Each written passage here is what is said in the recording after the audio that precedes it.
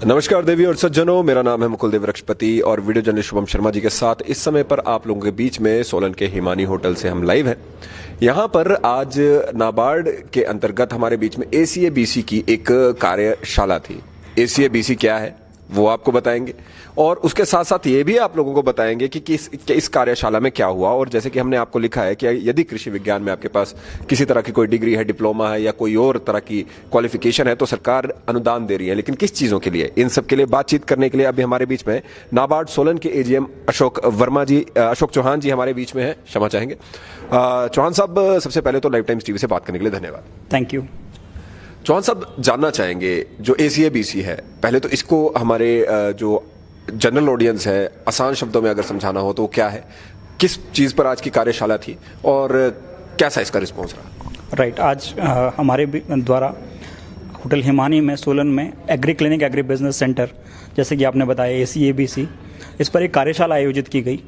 तो agree clinic basically नाम बड़ा कैची सा लगता है कि क्लिनिकल इंप्रेशन हमारे दिमाग में चला जाता है, लेकिन इसके अंतर्गत जो एक्टिविटीज़ का कवरेज है वो काफ़ी वास्ट है, इसका स्पेक्ट्रम।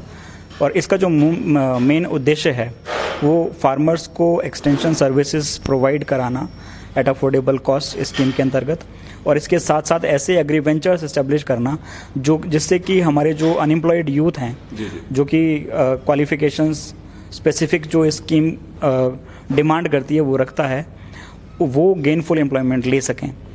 तो इस स्कीम के जो दिशा निर्देश हैं, जो लक्ष्य हैं, जो उद्देश्य हैं, उन सभी के बारे में बताने के लिए हमारे द्वारा एक कार्यशाला रखी गई, जिसमें कि हमारे साथ साथ सोलन के जो वरिष्ठ अधिकारी हैं, जैसे कृषि विभाग से, एनिमल हस्बेंड्री डिपार्टमेंट से, lead district manager, Nauni university के विस्तार निदेशालय से, KVK कंडाघाट से और विभिन्न बैंकों से और स्वयंसेवी संस्थाओं के प्रतिनिधि इस कार्यशाला में शामिल रहे। बात करें सर, जो ये कार्यशाला थी, जैसे कि हमने यहाँ पर बात भी की कि जो यहाँ पर स्पेसिफिक डिग्रीज रखते हैं एग्री साइंस में, एग्रीकल्चरल साइंसेज में, और डिग्रीज ही नहीं डिप्लोमाज भी, तो उसके बारे में थोड़ा विस्तार से बताएं और किस तरह का अनुदान यहाँ पर सरकार दे रही है उसके बारे में प्लीज़ यहाँ पर बताएं। श्योर। इस स्कीम के अंतर्गत बेसिकली जो एलिजिबिलिटी क्राइटेरिया है, 18 से 60 साल तक के लोग इसके अंतर्गत पात्र हैं। तो उनके लिए जो एलिजिबिलिटी क्राइटेरिया है एजुकेशन की, जहाँ तक बात है, उसमें इंटरमीडिएट कोर्स से लेकर के, इंटरमीडिएट कोर्स में अगर 60% तक कोर्स कंटेंट एग्रीकल्चर का है, इसके अलावा डिप्लोमा रिकॉग्नाइज्ड यूनिवर्सिटीज से, रिकॉग्नाइज्ड इंस्टीट्यूशंस से एग्रीकल्चर और हॉर्टिकल्चर या फिर अलाइड सेक्टर एक्टिविटीज़ में आपने किया हो, या फिर एग्रीकल्चर हॉर्टिकल्चर या रिलेटेड एक्टिविटीज़ में आपने ग्रेजुएशन किया हो, या फिर बायो साइंसेज में भी अगर आपने ग्रेजुएशन किया है, तो आप एलिजिबल हैं स्कीम के अंतर्गत सपोर्ट पाने के लिए। तो बेसिकली जो मैकेनिज्म है स्कीम के अंडर कि कैसे ये काम करता है, तो एप्लीकेंट है उसको agriclinics.net पर, ये वेब पोर्टल है स्कीम के लिए डिज़ाइन किया हुआ मैनेज के द्वारा, उस पोर्टल पर ऑनलाइन अप्लाई करना पड़ेगा। उस ऑनलाइन एप्लीकेशन के बाद नोडल ट्रेनिंग इंस्टीट्यूट्स हैं जो मैनेज हैदराबाद द्वारा एफिलेटेड किए जाते हैं, जो इस स्कीम के अंतर्गत 45 डेज़ का ट्रेनिंग देते हैं। तो ऑल्दो हमारे स्टेट में कोई भी NTI अभी नहीं है, नियरेस्ट स्टेट्स में है, गुड़गांव, फरीदकोट, सोनीपत, ऐसी जगहों पर है। तो एप्लीकेंट्स इन NTIs को ऑप्ट करके वहाँ पर 45 डेज़ का ट्रेनिंग ले सकता है।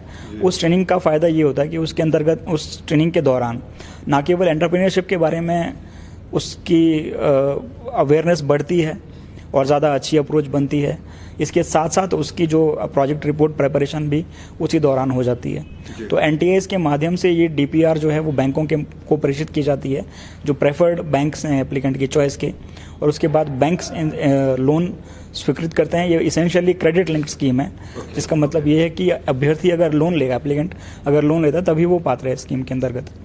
तो बैंक जब लोन सैंक्शन करते हैं उसके बाद एलिजिबल हो जाता है एप्लीकेंट सब्सिडी के लिए। सब्सिडी का जो क्वांटम है, हिमाचल बीइंग अ हिली स्टेट, यहाँ पर 44% की सब्सिडी है अक्रॉस ऑल कैटेगरीज। तो 20 लाख तक की टोटल फाइनेंशियल आउटले पर, या जिसको कहें कि टोटल प्रोजेक्ट कॉस्ट पर 44% तक की अब सब्सिडी एप्लीकेंट को मिल सकती है। वो जब बैंक फर्स्ट डिसबर्समेंट करता है प्रोजेक्ट के अंडर, तो उस डिसबर्समेंट के 15 दिन के उस डिसबर्समेंट के 6 महीने के अंदर अंदर प्रोजेक्ट कंप्लीट करना पड़ेगा उसको।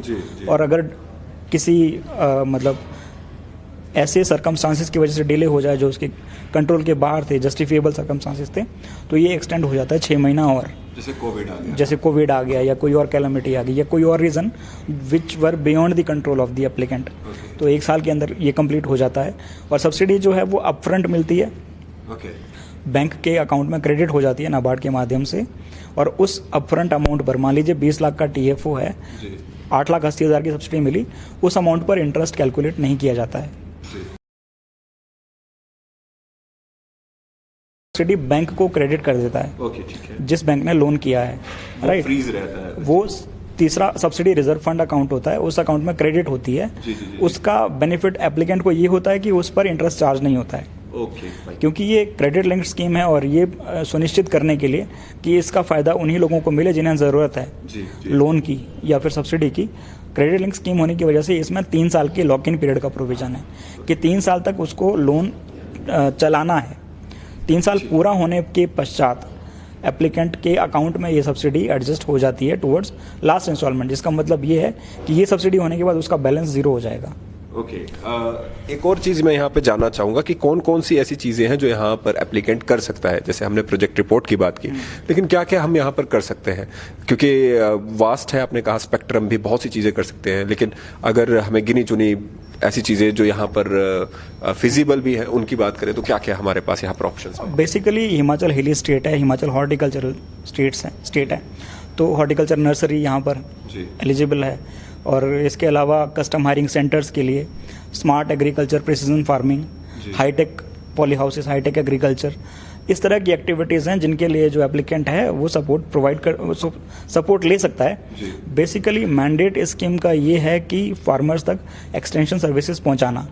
ये ना केवल एग्री वेंचर्स को प्रमोट करती है, बल्कि एक्टिविटीज़ ऐसी होनी चाहिए और एप्लीकेंट का एप्टीट्यूड ऐसा होना चाहिए कि वो फार्मर्स तक एक्सटेंशन सर्विसेज भी पहुंचाए, राइट। तो जिन एक्टिविटीज़ के माध्यम से जो कि कृषि और संबंधित गतिविधियों से जुड़ी हैं, है ना, जो एक्टिविटीज़ हैं, कोई भी एक्टिविटी एलिजिबल हो सकती है, प्रोवाइडेड उसका मकसद फार्मर्स को एक्सटेंशन पहुंचाना भी है और गेनफुल एम्प्लॉयमेंट प्रोवाइड करना भी है।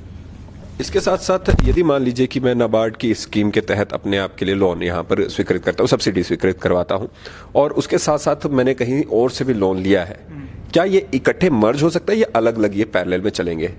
जैसे कि मान लीजिए कि मुझे एक पॉली हाउस बनवाना है, लेकिन मुझे इस स्कीम के थ्रू भी उसका पता चलता है, और इसी के साथ कोई और जो दूसरा यहाँ पर गवर्नमेंट सबलेट है वो उस तरह से मुझे इस स्कीम के बारे में पता चलता है, मैं उन दोनों को मर्ज कर सकता हूँ, या फिर आपका जो है, जैसे आपने कहा एक्सटेंशन प्रोवाइड करना एक ज़्यादा पार्ट रहता है, तो या वो दोनों अलग अलग पैरेलल में चलेंगे? बेसिकली इस स्कीम के अंडर अगर आप असिस्टेंस लेते हैं तो इस स्कीम के लिए किसी और स्कीम से असिस्टेंस नहीं ले सकते हैं, राइट। मान लीजिए जैसे पॉली हाउसेज हैं, मैंने हाईटेक पॉली हाउस की बात किया, नॉर्मल पॉली हाउस नहीं। अगर हाईटेक पॉली हाउस के लिए आप यहाँ से सपोर्ट लेते हैं तो गवर्नमेंट की स्कीम से इस चीज़ के लिए नहीं ले सकते।